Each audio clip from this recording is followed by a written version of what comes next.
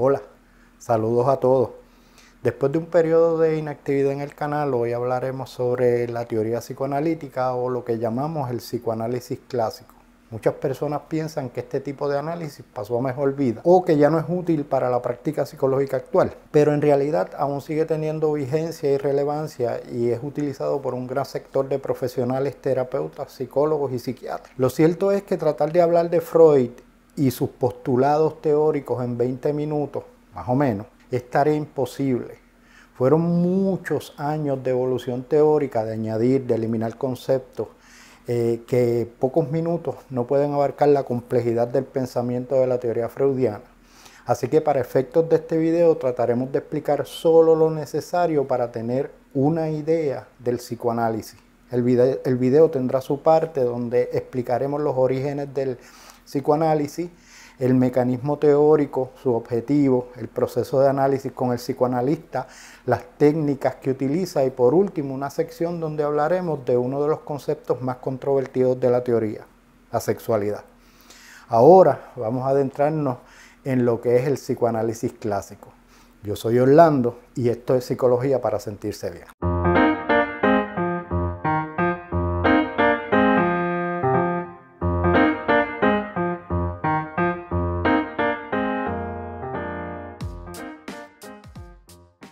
El psicoanálisis fue propuesto por Sigmund Freud en 1896.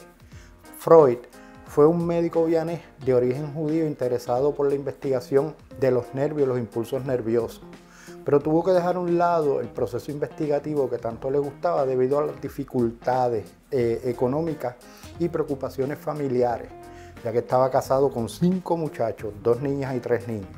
Su especialidad fue la neurología pediátrica y las enfermedades nerviosas. Con esto nos referimos a las enfermedades de la comunicación entre los nervios y el cerebro. Su pensamiento inicial como médico fue el principio etiopatologénico, antipsicológico, o sea, que pensaba que cualquier manifestación psíquica anormal, cualquier problema de salud mental, dependía o era causado por una lesión o un trauma cerebral. En 1885 se trasladó a París para escuchar las enseñanzas de Jean-Martin Charcot, renombrado neuropatólogo del Salpêtrière, que estaba estudiando en esa época el fenómeno hipnótico y la histeria. Freud entendió en ese momento, para hacer el cuento largo o corto, que no todo se podía considerar como una enfermedad física como tal, sino que la mente también influía en el estado físico. Esto explicaba el creciente número de referidos que atendía en su práctica, donde los síntomas físicos no tenían causa aparente biológica. En ese momento fue que Freud encontró su vocación, la neurosis, como se le llamaba en aquel tiempo a los trastornos mentales. ¿Cuáles eran los referidos que mayormente recibía? Esta información es importante para el desarrollo de su teoría. La mayoría de los referidos eran de otros neurólogos que no encontraban la causa física de los problemas de sus pacientes. ¿Qué pacientes? Mujeres jóvenes que padecían tener un problema físico sin que se encontrase una causa biológica para los síntomas, lo que se conocía como neurosis de conversión o histeria. Pronto el joven Sigmund se aprestó a explicar las razones de la historia junto a lo aprendido con Joseph Brouwer y Charcot bajo el concepto de la psique como la razón de la patología. La histeria era una sintomatología física que no tenía razón o causa fisiológica. Por ejemplo, perder la sensación en una mano como si los nervios hubiesen sido cortados. Físicamente no había ningún corte o daño, todo estaba bien, pero la sensación de no sentir la mano persistía y la persona no parecía saber la razón o causa de su mal. Esto llevó al joven Sigmund a proponer el concepto de inconsciente dinámico, que más tarde revolucionaría el mundo, tanto dentro de la medicina como de la cultura popular.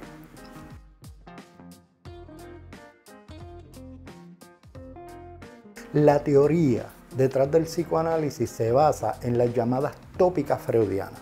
La primera tópica es la llamada tópica topográfica, ya que establece áreas o lugares de la psique o de la mente. Estos lugares son el inconsciente, el preconsciente y el consciente. El consciente como bien dice la palabra, se trata de la conciencia como tal, donde pensamos, razonamos de forma activa y en claro conocimiento y bajo nuestro supuesto control. El preconsciente es donde se encuentran nuestros recuerdos y memorias, aquella información que necesitamos y accedemos de manera consciente. En esta parte de la mente no hay nada oculto que no podamos traer a la conciencia de manera activa y asequible, aunque es semejante a aquello que está debajo del agua. Mientras más profundo, más complicado es de ver y asimismo es más complicado de recuperar. Y por último, el inconsciente, que es donde el ser humano guarda las experiencias, fantasías, impulsos, traumas y deseos, todos ellos con gran carga emotiva, y que no son de fácil acceso por la conciencia, ya que se encuentran reprimidos, escondidos, como si estuvieran en una habitación de la casa, la cual no sabemos que existe, pero aún así su contenido afecta nuestro comportamiento. Esta tópica es de gran importancia en el psicoanálisis, ya que basado en esta tópica es que Freud desarrolla su teoría para el psicoanálisis. La siguiente tópica es la estructural, donde se desarrolla su teoría de la personalidad llamada la teoría psicodinámica. Estas estructuras son el ego o el yo, el superego o el superyo y el ello o el id. Como el propósito de este video es explicar el psicoanálisis de manera condensada, no vamos a entrar en la explicación de estas estructuras, pero son puntuales para la evolución de la teoría freudiana, de la psicología del yo y de los llamados mecanismos de defensa y de la dinámica mental que se da en las personas. Un punto importante que hay que recalcar y recordar es que Freud no propuso su teoría y nunca cambió su manera de pensar, sino que sus postulados fueron evolucionando. Algunos los amplió y otros los abandonó según pasaba el tiempo. Así que volviendo a la tópica topográfica, Freud pensaba que los procesos psíquicos en sí mismos son inconscientes y que por lo tanto los procesos conscientes solo son actos aislados o simples fracciones de la vida anémica total. ¿Qué quiere decir esto? Que las conductas, pensamientos, ideas, motivaciones y necesidades de las personas provienen en su mayoría de lo que está en el inconsciente, no de su conciencia como tal. Ahora bien, si en el inconsciente están los deseos, traumas e impulsos de los que no tenemos conciencia, y este es el lugar en la mente donde domina la vida anémica, ¿qué sucede cuando lo contenido en esta área no está alineado con los valores aprendidos o con los deseos conscientes de la persona? Veamos. La teoría establece que el ser humano busca reducir la tensión y procurar el placer. Esto se le conoce como hedonismo y homeostasis. Estos dos conceptos están relacionados. Hedonismo es la búsqueda del placer y la homeostasis es la búsqueda de balance. La persona solo busca estar cómoda. Así que un individuo con frío, por ejemplo, buscará abrigarse ya que desea el placer que produce la comodidad ante el frío o el balance. El abrigo se convierte en el objeto que produce placer y por lo tanto se desea y se anhela. A mayor frío o a mayor tiempo que se sienta frío, también mayor será el deseo que se tiene de ese objeto, que es el abrigo. Entonces la persona siente un impulso que lo lleva a desear y buscar el objeto de su deseo, en este caso el abrigo. Cuando consigue abrigarse, el impulso, la energía se descarga en el objeto de forma catártica, produciendo el bienestar del placer y el balance anhelado. Ese impulso o energía la llamó Freud líbido o libido. Pero en todo este ejemplo hablamos de un deseo consciente. La persona tiene frío y necesita abrigarse. Y ya dijimos que Freud pensaba que los procesos psíquicos en sí mismos son inconscientes y que las conductas, pensamientos, ideas, motivaciones y necesidades de las personas provienen en su mayoría de lo que está en el inconsciente, no de su conciencia como tal. Así, la persona puede desear algo de lo cual no tiene conocimiento y ese objeto del deseo no necesariamente concuerda con la moral o con los valores normativos que impone la cultura y la sociedad. Así que en tal caso la persona elabora un método de descarga de energía líbica en un objeto sustituto donde pueda saciar de modo provisional su exceso de energía, lo cual produce el síntoma. De esta forma, el síntoma se convierte en una elaboración de los deseos del sujeto en un objeto sustitutivo, no con el objeto real. Esto, según Freud, es totalmente inútil, ya que no logra la satisfacción total y real, lo cual produce en el sujeto sensaciones dolorosas porque no logra el placer anhelado y por ende debe repetir una y otra vez la sintomatología y abandonar otras áreas importantes de la vida.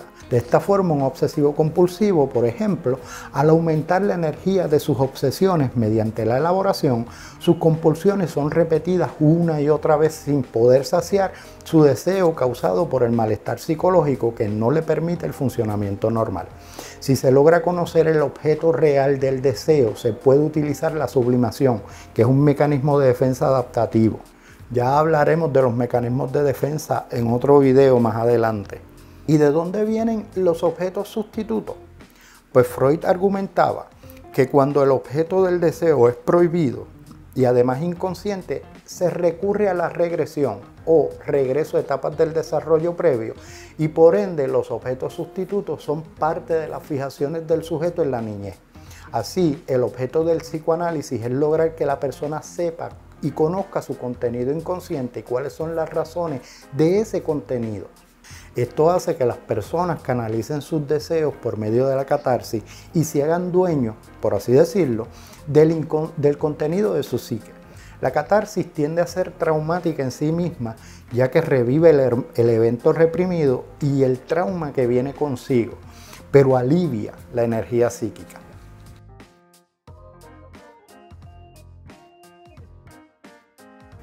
El proceso del psicoanálisis se da con un psicoanalista que escucha lo que la persona está hablando y busca pistas del contenido inconsciente en la interpretación de lo que el analizado está diciendo. En otras palabras, el psicoanalista entrena su oído para escuchar más allá de lo que se dice, hace hipótesis y las prueba, escarba, por así decirlo, en el pasado de la persona, en su desarrollo y trata de crear un perfil psíquico y entender y detectar fijaciones en alguna etapa del desarrollo psicosexual.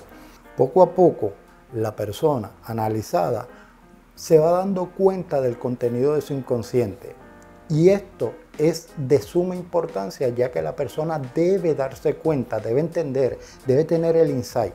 De lo contrario, no hay catarsis. Esto significa que el psicoanalista debe guiar a la persona al entendimiento de su psique, ya que es un modelo catártico. No es decirle el contenido de su inconsciente, ya que no habrá catarsis.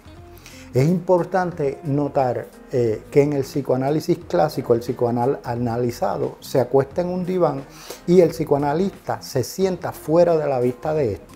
Cada sesión dura aproximadamente 1 hora y media o a 2 horas, algunas veces. Existen 3 herramientas esenciales en la relación entre el psicoanalista y la persona, que son motivo de cuidadoso análisis. 3 de muchas, y estas son: primero, la resistencia. La resistencia es esta pared que pone la persona ante su psicólogo psiquiatra, ya que no desea que el contenido inconsciente sea revelado. Muchas veces esta resistencia también es inconsciente. El no tener deseo de ir a una cita es una forma de resistencia, el llegar tarde o dejar de hablar de momento, o el famoso no sé ni lo que pienso, son ejemplos de resistencia. Esta resistencia debe ser discutida en el instante en que surge y remediada. Segundo, la transferencia. Las transferencias surgen cuando la persona analizada transfiere energía psíquica emocional al terapeuta. Una persona que le diga al profesional de la salud que lo quiere y lo aprecia como su hijo es un ejemplo de transferencia de energía líbica. También cuando el paciente siente enojo con o sin razón aparente hacia su analista. Estas transferencias hay que discutirlas de igual modo inmediatamente. Y tercero, la contratransferencia. Las contratransferencias son lo mismo que las transferencias, pero del terapeuta hacia el paciente. El sentir algún tipo de aversión hacia una persona que viene a terapia es un ejemplo de contratransferencia. También deben ser identificadas y trabajadas, ya que revelan contenido inconsciente en el terapeuta.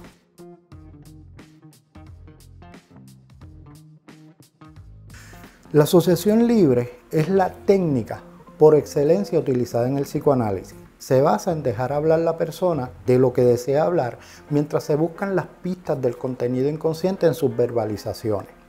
El análisis de los sueños es otra técnica utilizada en el psicoanálisis. Según Freud, nuestra vida onírica o relativa a los sueños revela el contenido inconsciente de forma más clara. No tan claro como para que la persona se despierte, pero sí lo suficientemente claro como para poder probar hipótesis establecidas en el proceso de terapia. Para Freud, los sueños tienen un contenido manifiesto, que es el contenido del sueño como tal, o lo que la persona vive y ve en el sueño. Y el contenido latente, el cual es el contenido del inconsciente enmascarado en la historia onírica por medio de la condensación. La condensación es el mecanismo que utiliza el inconsciente para enmascarar. Luego están los actos fallidos. Para Freud, nada ocurre por coincidencia. Por ejemplo, si se nos olvida llevar una carta al correo es porque inconscientemente no queremos llevarla, no queremos enviarla. La idea es analizar cada acto fallido, cada error, cada palabra, cualquier desliz, ya que esto revela contenido inconsciente.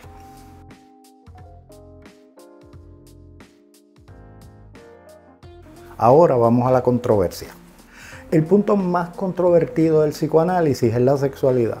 Algunas personas piensan que Freud dio demasiada importancia a la sexualidad, lo cual hizo su teoría algo reduccionista al explicar las causas del comportamiento como insatisfacciones sexuales. Bien, primero hay que entender el contexto histórico en el que Freud estableció su teoría y sus clientes. Estamos hablando de una época de gran represión social y sexual de la mujer o hacia la mujer. Las mujeres eran el deleite sexual de los hombres y estaban para dar placer y tener hijos, nada más. Bueno, también para lavar, planchar, cocinar y dedicarse a la crianza y la casa. Pero no podían ellas verbalizar que sentían placer en el acto sexual como tal porque era pecado para ellas o socialmente eran conceptualizadas como malas mujeres. Imaginemos cómo debieran sentirse dichas damas cuando sí sentían placer de la sexualidad, la vergüenza, la culpa. Esto causaba el síntoma, ya que el objeto de su deseo era prohibido. Y esas eran las personas a las que Freud atendía, mujeres que se sentían culpables por la gran represión sexual de la cual eran objeto, entre otras cosas. Segundo, al comienzo de sus investigaciones en el campo de la psique, Freud utilizó la hipnosis como fuente de acceso al inconsciente. Este encontró que la inmensa mayoría de sus pacientes recordaban haber sido abusadas sexualmente de niña. A esto Freud le llamó la seducción infantil. Él abandonó luego esta parte de su teoría, ya que encontró que la hipnosis estaba siendo sugestiva y que esos recuerdos eran implantados. Tercero, mucha gente ve la sexualidad infantil planteada por Freud como algo no natural. Lo cierto es que en su libro 3 ensayos para una teoría sexual, Freud planteó que la sexualidad infantil era diferente a la adulta. En el adulto la sexualidad se basa en el coito. La sexualidad infantil es erógena, se basa en zonas del cuerpo en las cuales la estimulación les causa placer a los niños. Por ejemplo, la boca. Los bebés se meten todo a la boca. Dependiendo de cuánta estimulación o cuán poca estimulación reciban estos niños en esas zonas erógenas, se crean las fijaciones, desde donde se crean los síntomas de patologías en la adultez.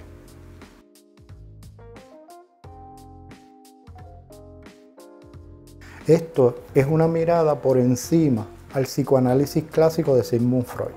Espero que este contenido haya sido de ayuda y motivación para buscar información sobre esta teoría, porque el tema es mucho más profundo. Así que ya sin más, nos despedimos.